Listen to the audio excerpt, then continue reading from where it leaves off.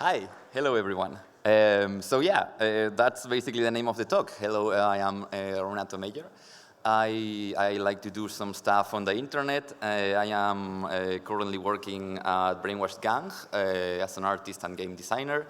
And I also like to do some smaller little projects on my free time with pals, and also many of them as a solo dev, because making little games is very fun. The thing is, I am a little nervous because I've never spoke English in front of these many people, and I also finished writing this talk while I was on the plane coming here yesterday, and I finished making the slides today at a coffee shop because. And not because I am a terrible, irresponsible human, which it's also true, but mainly because this is like a conference about like an engine, which is it's filled with technological talk and chatting. And I have a really hard time considering myself a programmer because I understand close to nothing about it. So I was really struggling to really be sure of what could I bring to the table that was like important and interesting enough to talk. I was struggling with that, let's start with an introduction for this. So, I am from Argentina, which is a beautiful country that I really love, but there I had some trouble because it was like I didn't have like a huge acquisitive power. I was like very close to low class. It's like it has a hard economy. So. Also didn't have many opportunities pursuing the career or type of job that I liked. So this is a picture of my city. My favorite part were the sea lions. So I will show you the sea lions because they are nice. We even had a big statue of a sea lion, and we also had a bigger statue of a sea lion that was made of caramel cookies. This is all world building, so you can like picture my journey in your head. I emigrated to Spain, trying to pursue my goal of being able to find a job or a career in the field that I liked, which is basically making little doodles and stuff like that. The thing is that when I arrived there I had some trouble for some bureaucracy issues I had. My Argentinian studies were not able to be green light as valid to allow me to enter any career.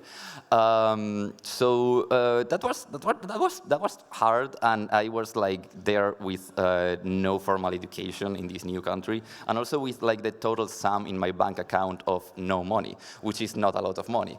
And this was harsh, and I was able to kind of survive. Luckily, found a job as a comic artist and kind of doing other gigs on the side. But here's the thing, in case you didn't know. Being a comic artist, especially a weekly comic artist, where you have to publish issues every week, it's hell, basically. It's terrible, and no one should be allowed to do this anymore. I want to talk up here about how we should all burn down to the ground the Shonen Jump and free all of the mangakas that are trapped there and start a revolution. This is my message for the Godot talk. Thank you so much. Going back on track. Okay, so Godot. Where was I going with this? Let me check my notes for a single second.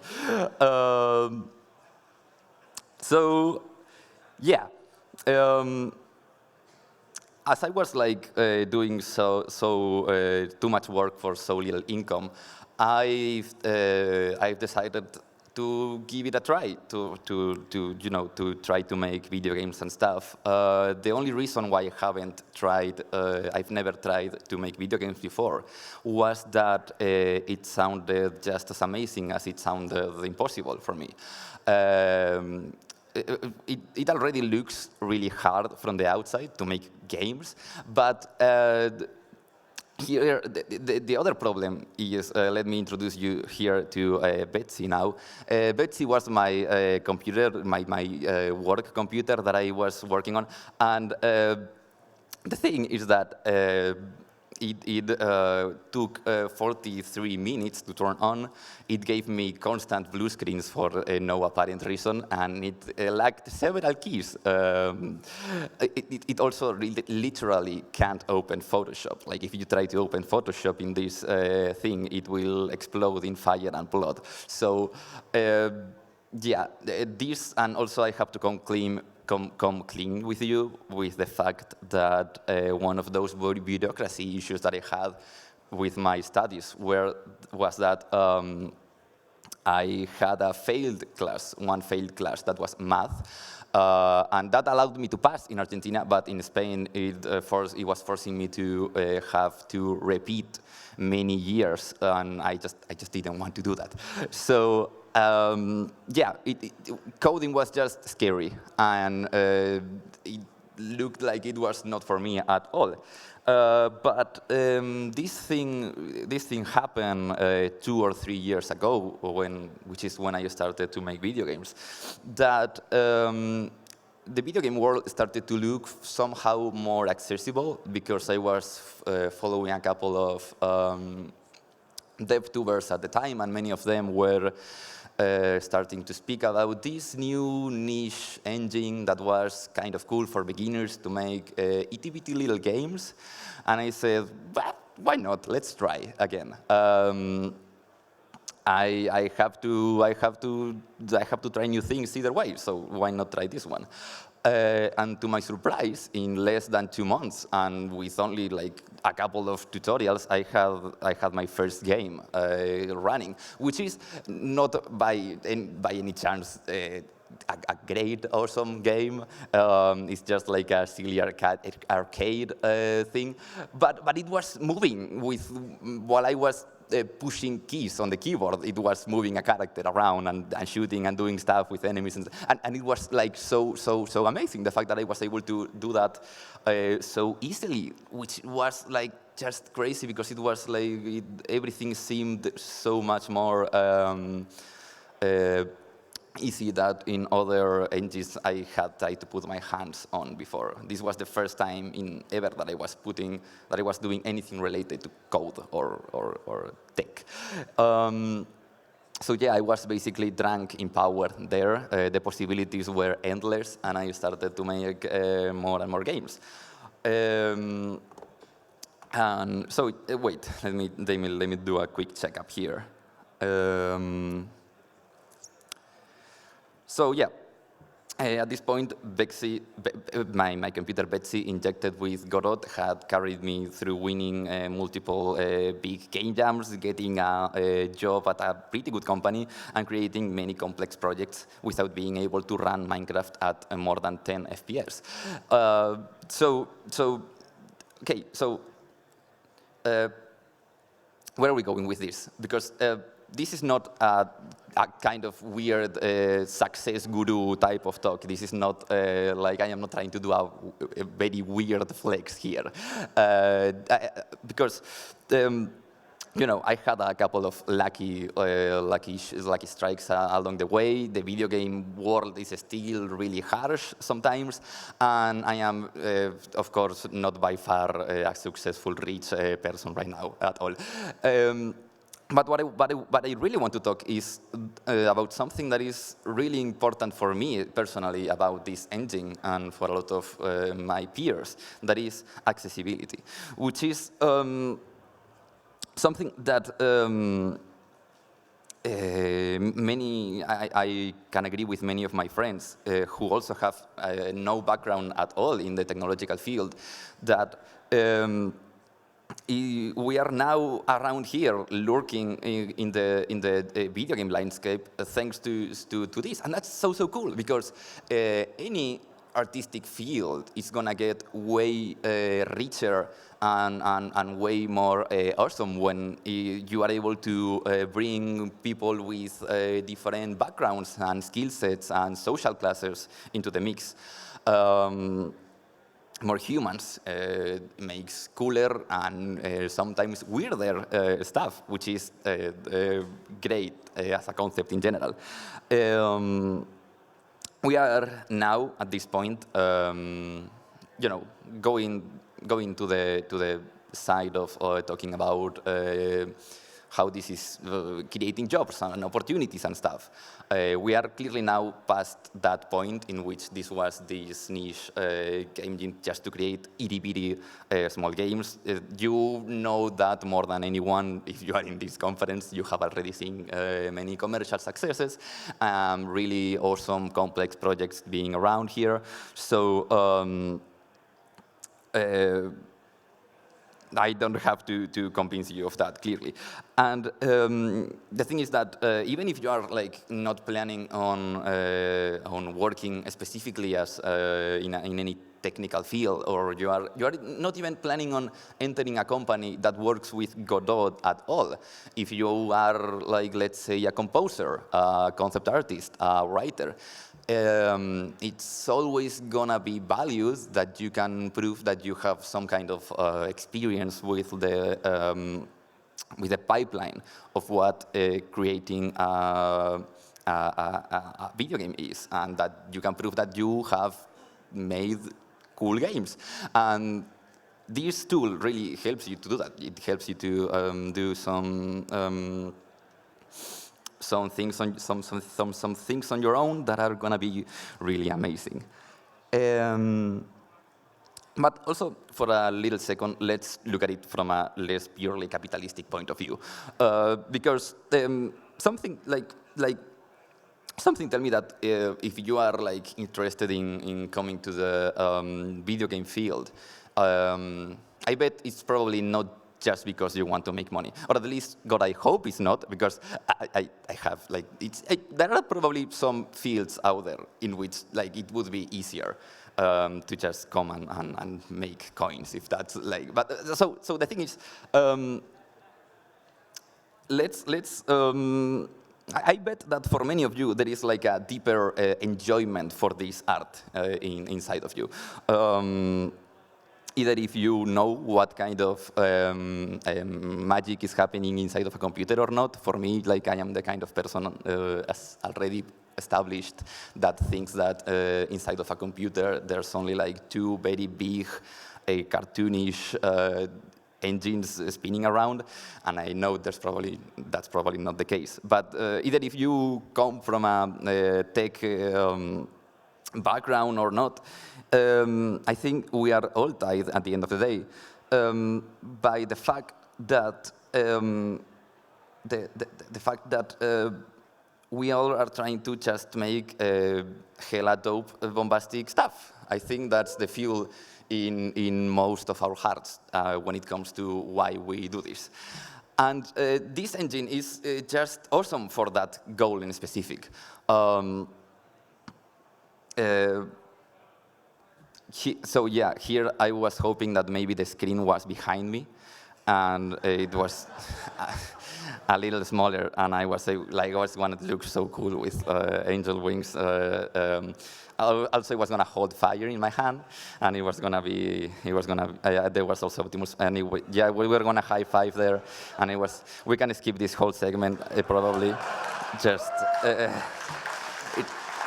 thank you. So yeah. Here, there was also another point that I want to go into before keep going with this, and it's the fact that I feel like there's something that I always like to talk about when I talk about the whole concept of art itself, because I feel like it's a word that has some a certain weight to it somehow. It feels, I don't know if it happens only to me, but it feels like it's talked about sometimes as this thing that only a few are able to truly understand or create And I really want to put that weight away. I think the drawing on your fridge made by your 3-year-old son is just as much art as that silly game that you want to make about slaying goblins with a chainsaw. I think, and I think that art becomes way cooler if you think about it that way, instead of just this thing that is made for a secret club of weirdos. So we are, at the end of the day, all just monkeys finger painting. And I think that's adorable, and I think that's nice. That's a nice way to see it. OK, so with that out of the way, I want to say that the accessibility that Godot provides is precisely for that goal. Just the mere goal of creating cool stuff, it's huge. For those who don't have access to like the best equipment or traditional education in the matter, it's still super easy and accessible to put whatever is in your brain into motion. It's a tool that it's proud to be a tool. And this is something that is not by accident, but by design.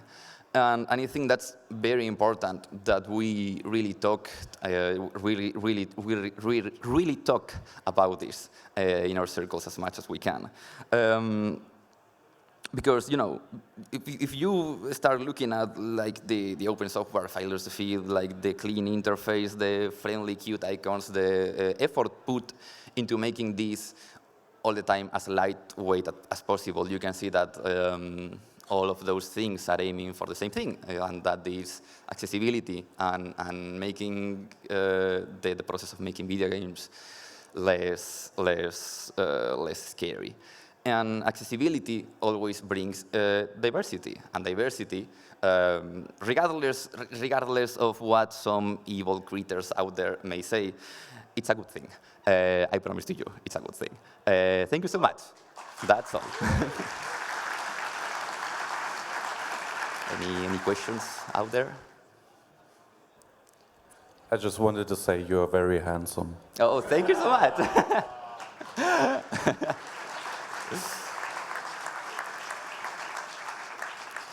Any questions, though? I feel objectified now. That's fine, that's fine.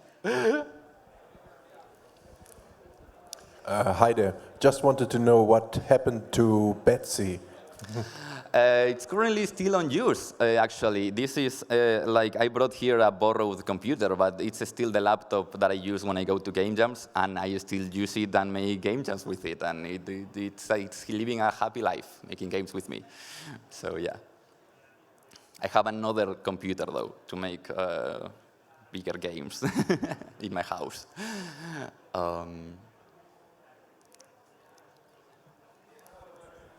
Hello. In terms of Godot as an accessible tool for people who otherwise couldn't run like big game engines, do you have any ideas around things Godot could do to kind of get itself out there and be seen by those people that maybe don't realize it exists as a tool that they could use?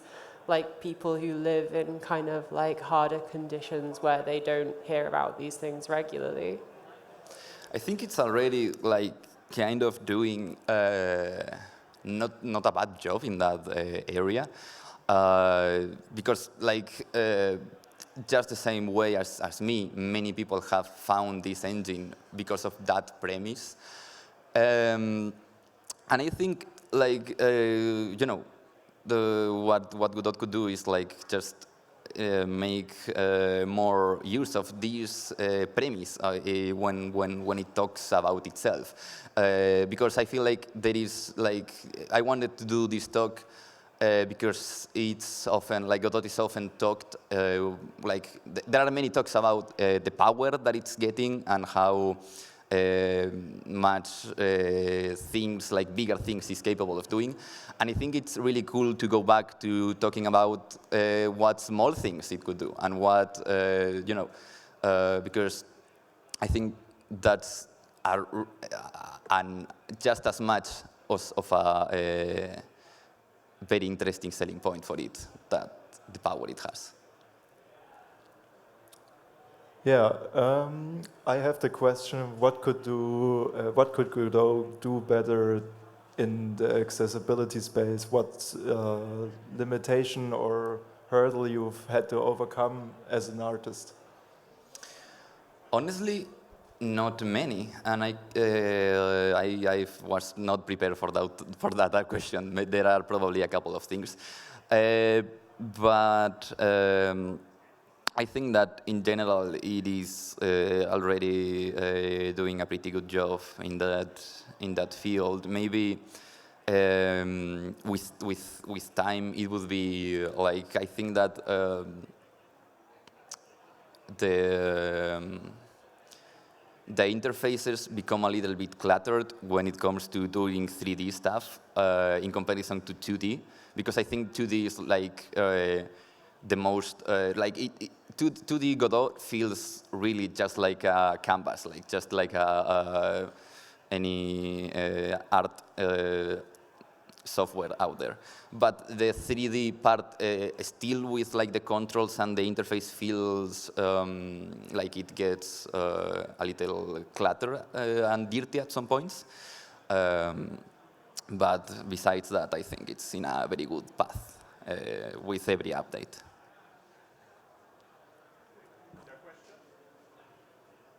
Maybe I do have a question.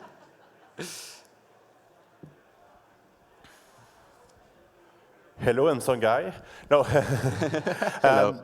I wanted to know, like, as an artist, what would you suggest to Godot contributors? What to improve? Maybe is there some things that don't really work well that you say, like, hey, it could be really nice to be able to improve on that?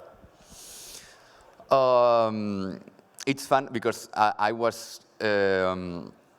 have been much more able to answer that question like two months ago, I think, because I was like really angry about some features that especially related to audio. That it was really hard to make smooth transitions, and like because I make a lot of narrative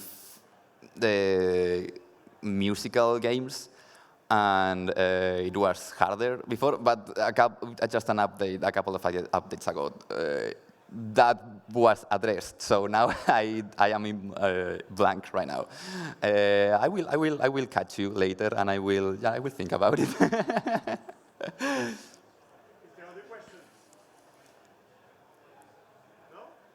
So thank you. Thank you guys for listening to me.